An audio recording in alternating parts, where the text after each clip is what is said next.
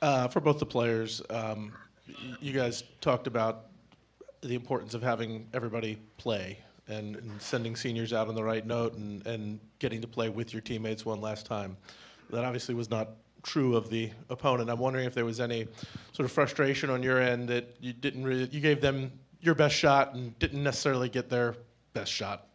One thing that I learned earlier on in college is you can only control what you can control. You can't control what other people are doing, what other people are saying. All you can control is how you approach every day and, just how you handle things on your end. And I feel like that was the mindset our team had. We weren't worried about, what other people were saying, what was happening on the other side. We just knew that this was our last game together, so we, took it serious as such. Yeah, I mean, the way I see it is I'm just happy to see whoever's across from me. I don't care who it is, honestly. I mean, it could be Coach Smart. I don't care as long as I get to play somebody. He means that. He means that too. Like it really doesn't matter. So just being able to, just knowing I have 11 or 10 guys behind me, and then just knowing that there's 11 guys that I get to play against, it doesn't really matter who it is. I just love the game so much, and I just like being able to compete. So whoever's out there, I'm gonna give my best shot regardless. Let me say something on that because you didn't ask me that question, and maybe I'm wrong here, and maybe this will be a bad soundbite, but people need to see what happened tonight, and they need to fix this. It needs to be fixed. It's very unfortunate that they, who has a good football team and a good football program, are in the position they're in. And everybody can say it's their fault and it's their own problem, all right? And everybody can say that we had our guys and they didn't have their guys. I can listen to all that. But college football has got to decide what they want. And I know things are changing, and I think things are going to change next year. And you know what? There's going to still be bowl games outside of those. People got to decide what they want and what they really want to get out of it, because it's really unfortunate for those kids on that sideline that had to play in that game that didn't have their full arsenal, and it affected the game 100%. Kendall, Kamara, you got to see some of the younger players, whether Roderick or even Daniel Smith on the other side. And then, Coach, obviously also getting to see guys like Michael and Jalen Walker make plays and lead the team in tackles. What was it like to see, some of your younger teammates play so well towards the beginning and end of the game? And then, Coach, what was it like to see some of the guys that you're also going to have come back play at such a high level? I know this was something you were talking about being excited for coming into this game. I can think back all the way to the first game of the season, and I remember in warm-ups, I looked at Andrew and Rod, and I told them, I believe in y'all, because I knew it was a game that they were going to get in, and I told them, I believe in y'all. I know, y'all are young, so your head's probably spinning, getting to the game time, but if nobody's told you, I believe in y'all, and to see them go out today and achieve success, and, Rod running through people, AP running through people, man, that just made me so happy. I was jumping more on the sideline for them than I was for my own touchdowns, just because, those are my little brothers.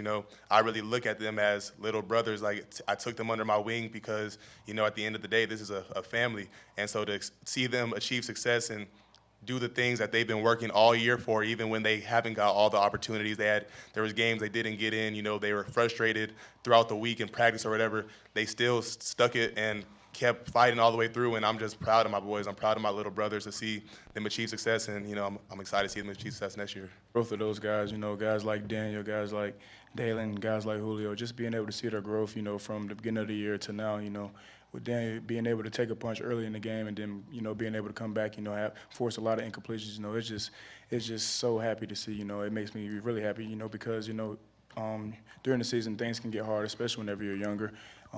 We've all been there before. We're not playing. We're not the guy. Whenever you come in from high school, you're so used to being the guy, and then you get to a place like this, and it kind of humbles you. So, just being able to watch those guys, just to be able to grow and continue to progress, and trying to do everything the right way, it makes me very happy. And, like Kendall said, those are my little bros, There's not too many things in this world that I wouldn't do for him. So just being able to see, Dalen get an interception, Dane be able to force completions, even Chris Peel being able to get in the game, it means a lot to me. Yeah, and those guys, Michael, Jalen, they played tremendous. They were great leaders during the time preparing, and they got bright futures. And really pleased to see all those players get in and play. You had a handful of guys in the second and third quarter that had only played maybe a handful of games. I think it was 6 all season long. So to have them come on and execute seamlessly all, throughout this game, what's that like for you to have that confidence in them, knowing that they can go out there and play Georgia football? Yeah, I wouldn't say they executed seamlessly. There were some mistakes and some things in there, but the results may have been good. We ran the ball hard. We played hard, but we didn't play perfect by any means. And I certainly am proud of the guys that got to go in and represent us. And that's what we said at halftime. We want to go out and continue to attack and play the right way. Yeah, Coach, Cedric Van Pran, I believe, made his 44th consecutive start today. Can you speak to what that means and how hard that is to do here and what Cedric's meant for this program? Yeah, it's hard to do. I mean, 44th start is incredible in this league. The amount of physicality in the offensive and defensive lines on our league is brutal. And he stayed healthy. He's competed. Probably one of the best leaders I've ever been around. He got the most votes for captain, but not as many as some of our other years. We've had guys really, get outlandish number of votes, Aziz and Nakobe. But what was amazing is how consistent Ced has been as a leader, and he doesn't really, he doesn't care what you think about him. He'll say anything he wants to the team, and he doesn't care what anybody in that room thinks about him, and that's kind of the way the center's got to be. He's got to be a little bit of an asshole, and he's not afraid to do that. And I have respect for him. I mean, Coach Bobo texted me and said, whatever night it was, either Tuesday or Wednesday, and he's like, you ain't gonna believe this. He said, Ced's got the O-line down here watching film with Stacy not here, not during meeting times. Like, not even during meeting time. He's got them down there watching tape as a group. That's just unheard of in this day and age. I guess recap, seniors leaving, current status, preview next year. You had two freshmen starting linebackers. Can you talk about them and I guess the leadership? I know Smile was out today, but some of the leadership you're going to have coming back and what this game means going into the offseason with some of those guys. Yeah, so leadership at Georgia is not, I don't know how people do it other places, but leadership at Georgia is never not going to happen. Like, we develop these kids at young ages. We put them on leadership groups. We put them in our skull sessions, and they start developing early. And what I've noticed is our captain vote has started spreading out. It used to be 5 guys, 6 guys, 7 guys got all the votes. Now it's like 11 or 12 guys get the vote, and it's more spread out across the board because we have a lot of really good leaders. So we've got a lot of really good leaders going into next year because they got to learn from these guys. And these guys learned from the guys before them. So if that's passed down and that culture's created, it's a really good thing. You're always going to have more turnover on your team now with the age that we're in, but you got to make sure that your team's built annually the right way. And I'm very excited about the leaders we have coming back for next year and the team we have coming back for next year. When you see a guy like Jackson Muschamp get the 14 yards and everybody goes crazy, and some of the other guys that got a chance to play and score today, how much does that mean to you? Is it rewarding to you to get to see that and just the way the sideline reacts? Oh, yeah. I mean, the whole sideline went nuts because Jackson's been doing that. We had to run a lot of gun runs this year, quarterback runs, and we didn't really have a natural quarterback run guy. So Colin and Jackson had to run the ball all the time, and I tell Coach Muschamp all the time, he's a lot better athlete than Coach Muschamp ever was. But I got on the headphones, and it was 3rd and 5, and Coach Bobo called a sprint out. I was like, I don't want to punt again. I want to get this first down. And I said, Coach Muschamp, you might want to step up here because he's over there with the defense. I said, Jackson's going to sprint out, and we're going to throw a pass. And Coach Muschamp was like, oh, God. And he sprint out. They pulled it up. He stuck his foot in the ground and got a first down. He looked pretty dang good.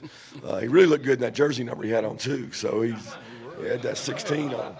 But I was proud of those guys, and we had a lot of guys get an opportunity to play tonight. And that's the thing that nobody talks about these bowl games. I got to play in 3 or 4 bowl games, and that was the highlight of my college career. We didn't make it to a national championship. We didn't make it to an SEC championship. So the highlight of my career was getting to play in opportunities like that in bowl games, and got a lot of kids an opportunity to play today. What impact did him being here have both on the tight end room and just on this team as a whole? Well, I don't know what impact he had today, but the impact he had over the last 30 days was tremendous. He came out of the SEC championship game really beat up, banged up, and did all kinds of work to get healed and get healthy. Mims the same way. They were at every single practice. They were at every single meeting. They were at everything they were supposed to be at, and we told them we were going to bring them down here later in the week, and we did that. And I got tremendous respect for those 2 guys who pushed everything they had to get back And really, to be honest with you, to give us an opportunity to be in the national championship, they both came back and really pushed hard. So they're tremendous leaders. Team has nothing but respect for them, and I'll never forget what they gave to this program. Chip Towers, Atlanta Journal-Constitution. This is for Coach Smart. It seemed like two plays that really sort of captured momentum for you guys is the tackle by Cash Jones. They turn it over on and Cole Spear. You're talking about guys who don't normally get in the box score. And then the play with Lab McConkey, he was laughing about it in the locker room that he really wanted to throw it. He hated that he didn't get a chance to throw it. But can you just comment on those plays and their effect in the game? Yeah, I forget what the score was when the Lab one happened. I mean, the fumble and the kickoff happened. I guess it was 14-3 or 21-3. I don't know when that happened. That was a huge momentum swing. Cash, man, all Cash does is give effort. And we do special teams all the time, and you're like, how does that guy beat some five-star down the field? Because he wants to. He cares. It's important to him. He's a tremendous toughness, and it shows on special teams. Cole Spear's the same way. Cole Spear's one of our best special teams player, and for Cash to knock the ball off of him and Cole to recover it, and those kids were excited as hell, and so were we because of what they did. And then we've had that play in all year with Ladd.